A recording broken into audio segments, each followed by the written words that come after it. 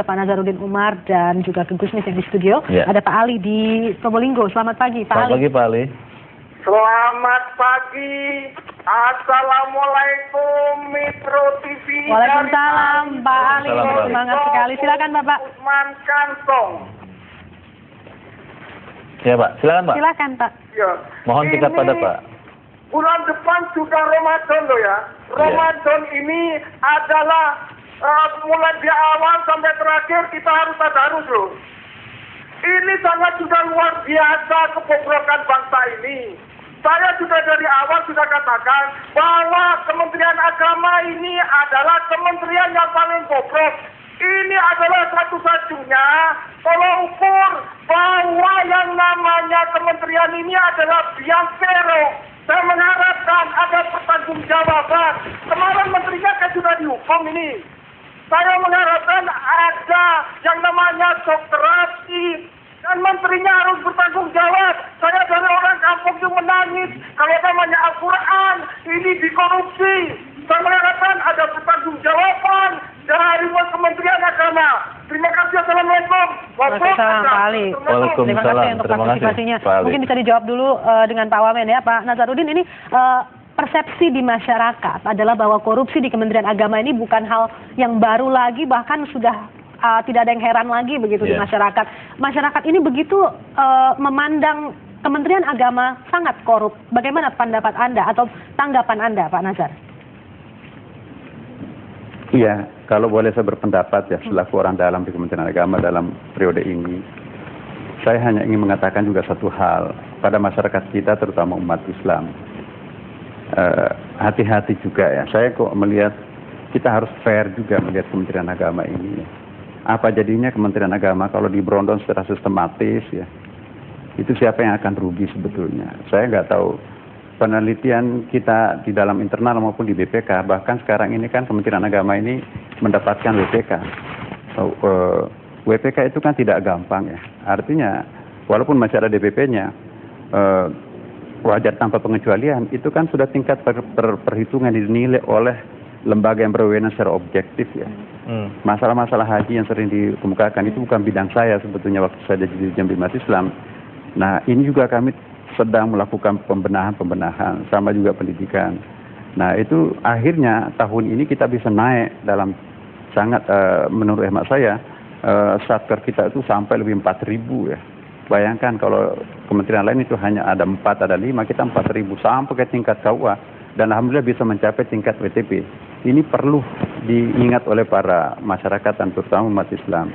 Bahwa berondongan secara sistematis pelemahan Kementerian Agama, jangan sampai nanti ujungnya akan melakukan peninjauan terhadap eksistensi keberadaan Kementerian Agama ini. Pak Nazar, maaf Pak, saya potong dulu. Berondongan secara sistematis terhadap Kementerian Agama, siapa memang yang berkepentingan untuk menyerang Kementerian Agama? Enggak, begini, saya tidak ingin, kita harus fair bahwa yang positif dilakukan Kementerian Agama itu pasti ada. Tapi juga jangan hanya seolah-olah Kementerian Agama itu tidak pernah berbuat apa-apa. Saya hanya khawatir ya, kalau kekayaan kultural bangsa selama ini itu ditiadakan, ingat loh bahwa Kementerian Agama ini asal-usul lahirnya itu punya historis yang sangat penting. Ya, sekarang ini persoalannya adalah jangan membunuh tikus dengan menghancurkan lumbungnya, membakar lumbungnya. Sekarang ini kita sedang membenahi Kementerian Dalam Agama. Nah, saya berharap betul bahwa mulai dari tingkat atas sampai tingkat bawah itu. Nah, seperti korupsi Al-Quran yang dihebohkan sekarang ini, saya betul-betul sangat kaget ya. Apalagi kalau itu terjadi di masa saya ya.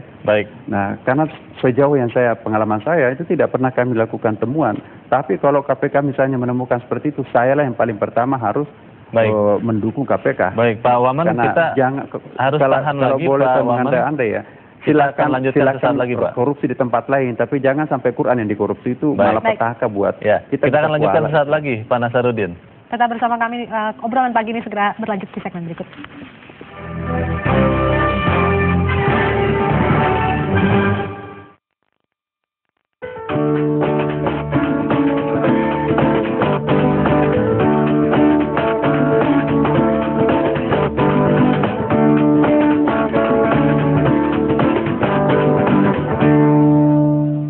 Bongkar kebiasaan lama. Orang Indonesia perlu Top Coffee. They are also robusta and Arabica blend. Kopi susunya enak banget. Masterpiece Coffee. Jangan bilang kamu pencinta kopi kalau belum coba Top Coffee. Kopinya orang Indonesia. Top Coffee dari Wings Food.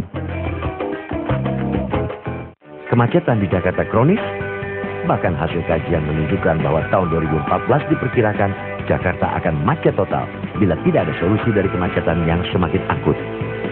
Untuk itu, Pemprov DKI menambah panjang jalan dengan membangun jalan bertingkat non-tol dalam kota, jalan tembus, dan jalan tol lingkar luar Jakarta. Pemprov DKI juga membangun transportasi massal, yakni menambah jalur busway menjadi 11 koridor. Memulai pembangunan angkutan rel massal MRT tahap 1 dari Lebak Bulus ke Dukuh Atas. Jadi memulai dibangunnya program MRT di Jakarta ya. Kalau kita sudah 30 tahun hanya studi, tapi oleh Gubernur Fauzi-Bowo itu langsung dieksekusi. Oke, harus dibangun. Diharapkan implementasi dan konsistensi untuk menerapkan transportasi massal di Jakarta dapat menjadi solusi jitu melepas kemacetan bagi warga Jakarta. Saya Budi. Saya Rini. Saya suka makan seafood. Saya suka makan gorengan. Tapi takut kolesterol tinggi. Kini hadir Nutris Benecol untuk bantu turunkan kolesterol. Flanstanol esternya teruji klinis turunkan kolesterol hingga 11% dalam 2 minggu. 2 kali sehari setelah makan. Nutris Benecol, cara enak turunkan kolesterol. Kunjungi ajang pameran terbesar, terlama dan terlengkap dalam rangka ulang tahun Jakarta ke-485, Jakarta Fair Kemayoran 2012. Dapatkan diskon besar-besaran, nikmati aneka macam kuliner serta asiknya arena bermain anak.